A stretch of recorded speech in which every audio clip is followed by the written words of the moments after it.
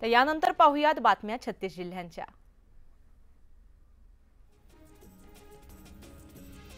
राज्यात पाऊस पुन्हा सक्रिय झालाय। विदर्भातील काही भाग वगळता राज्यामध्ये ढगाळ वातावरण पाहायला मिळतंय, त्यामुळे मध्यम ते तीव्र पावसाच्या शक्यतेचा इशारा देण्यात आलाय। छत्रपती संभाजीनगरमध्ये वादळी वाऱ्यामुळे आणि पावसामुळे मका पिकाचं मोठ्या प्रमाणात नुकसान झालंय। वाऱ्यासह जोरदार पाऊस पडल्याने अनेक शेतकऱ्यांचा मका हा भुईसपाट झालाय। शेतकऱ्यांच्या हातातोंडाशी आलेला घास हा निसर्गाने हिरवलाय। जळगावमध्ये 2 आठवड्याच्या विश्रांतीनंतर पावसाने हजेरी लावली आहे। मुसळधार पावसामुळे वातावरणात गारवा वाढल्याने उकाड्यापासून नागरिकांना काहीसा दिलासा मिळालाय। पुढील काही दिवस जिल्ह्यात पावसाचा अंदाज वर्तवण्यात आलाय।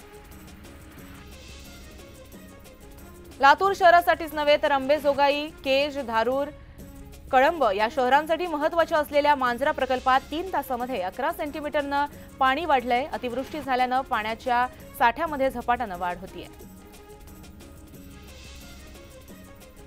पश्चिम विदर्भातील धरणाच्या पाणलोट क्षेत्रामध्ये सुरू असलेल्या पावसामुळे पाण्याचा विसर्ग वाढलाय। 3 मोठ्या प्रकल्पांसह एकूण 18 प्रकल्पांमधून विसर्ग सुरू आहे। या विसर्गामुळे अनेक नद्यांमध्ये पूर परिस्थिती निर्माण झाली आहे। दमदार पावसामुळे भीमा आणि कृष्णा खोऱ्यातील धरणं तुडुंब भरलेली असताना पश्चिम महाराष्ट्रातील तब्बल 1,67,000 नागरिक हे अद्यापही तहानलेलेच आहेत। या नागरिकांना 69 टँकरनं पाणी पुरवठा करण्यात येतोय। पावसाने काही दिवसांपासून दडी मारल्यामुळे तापमानामध्ये कमालीची वाढ झाली आहे। ठाण्यामध्ये तापमान हे 33 अंशांचा पारा पोहोचलाय।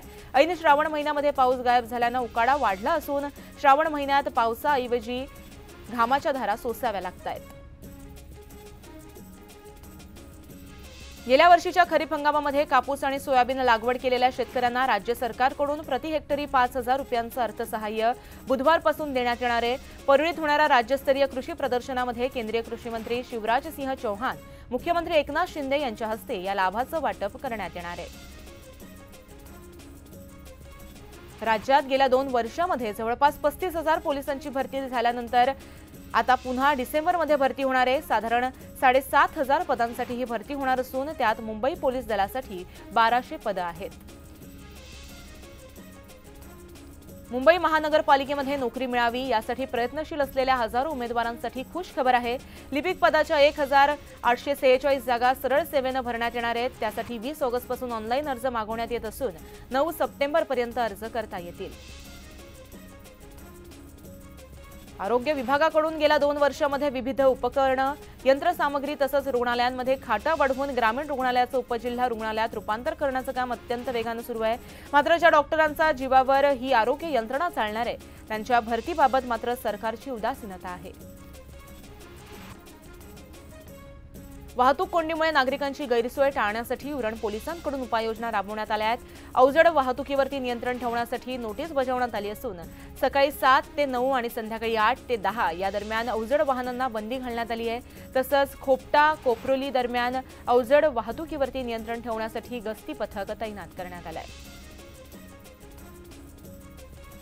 वांद्रे पूर्व रेल्वे स्थानकाबाहेर वाहतूक कोंडीच्या समस्येबाबत उच्च न्यायालयाने चिंता व्यक्त केली आहे। तसंच स्थानक परिसरातून ये-जा करणाऱ्या नागरिकांची गैरसोय होऊ नये आणि त्यांची या समस्येतून सुटका व्हावी यासाठी वाहतूक कोंडीच्या समस्येवरती तातडीने उपाययोजना करा असे आदेश न्यायालयाने वाहतूक पोलिसांना दिले आहेत। मुंबईत कमी दाब आणि दूषित पाण्याच्या तक्रारीवरून महानगरपालिकेला घेरलं गेलंय। आयुक्त भूषण गगराणी यांच्या दट्ट्यानंतर जल अभियंता विभागाला जाग आली आहे। ते कामाला लागल्याचं दिसून येत आहे। जल अभियंता विभागाकडून तात्काळ पूर्व उपनगरातील मुलुंड, भांडूप, चेंबूर, मानखुर्दच्या विविध ठिकाणच्या पाणी पुरवठ्यात सुधारणा करण्यात येणार आहे। त्यासाठी जुन्या जलवाहिन्या बदलून नवीन जलवाहिन्या टाकण्याचा प्रयत्न केला गेला आहे। यंदाच्या पावसाळ्यामध्ये अंधेरी सबवे 28 वेळा वाहतुकीसाठी बंद ठेवावा लागला होता। अंधेरी सबवेमधील पूर परिस्थिती अद्याप उपाययोजना करण्यात आलेली नाहीये। या ठिकाणी हिंदमाता आणि मिलन सबवेप्रमाणे भूमिगत टाकी बांधावी अशी मागणी करण्यात येते। हार्बर मार्गावरील रेरोड येथील ब्रिटिशकालीन उड्डाणपुलाच्या जागी नवा उड्डाणपूल आकार घेत असून सप्टेंबर 2024 पर्यंत या पुलाची सर्व कामे पूर्ण होऊन तो प्रवाशांच्या सेवेत दाखल होईल। त्यामुळे वाहन चालकांना मोठा दिलासा मिळणार आहे। त्यामुळे परिसरातील रस्ते वाहतूक काही प्रमाणामध्ये सुरळीत होण्याची शक्यता आहे। मालमत्ता कर भरण्यास विलंब करणाऱ्यांविरोधात पालिकेकडून आता कठोर कारवाई केली जाते। या पार्श्वभूमीवर पालिकेकडून तब्बल विविध 462 मालमत्ताधारकांना जप्तीच्या कारवाईसाठी नोटीस बजावण्यात आली आहे। या संदर्भातील कारवाईला लवकरच सुरुवात होणार असून या मालमत्तांचा लिलावही करण्यात येणार आहे। झोपडपट्टी विकासामध्ये मिळणारी घरं नातेवाईकांच्या नावे वा विहित मुदतीनंतर विक्री केल्यानंतर हस्तांतरणासाठी आता रहिवाशांना प्राधिकरणात खेटे घालण्याचा वा दलालांची मदत घेण्याची गरज भासणार नाहीये। ही प्रक्रिया प्राधिकरणानं ऑनलाईन उपलब्ध करून दिली आहे।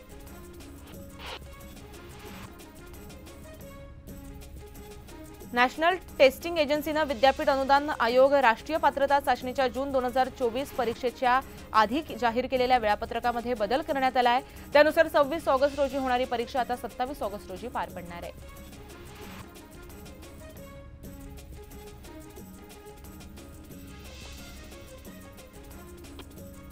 पुणे शहरातील पाणीपुरवठा गुरुवारी बंद राहणार आहे। खडकवासला जॅकवेल नवीन आणि जुनं पर्वती जलशुद्धीकरण केंद्रासह अन्य ठिकाणी देखभाल दुरुस्तीची कामं केली जाणार आहेत। त्यामुळे शहराच्या बहुतांश भागाचा पाणीपुरवठा बंद राहील।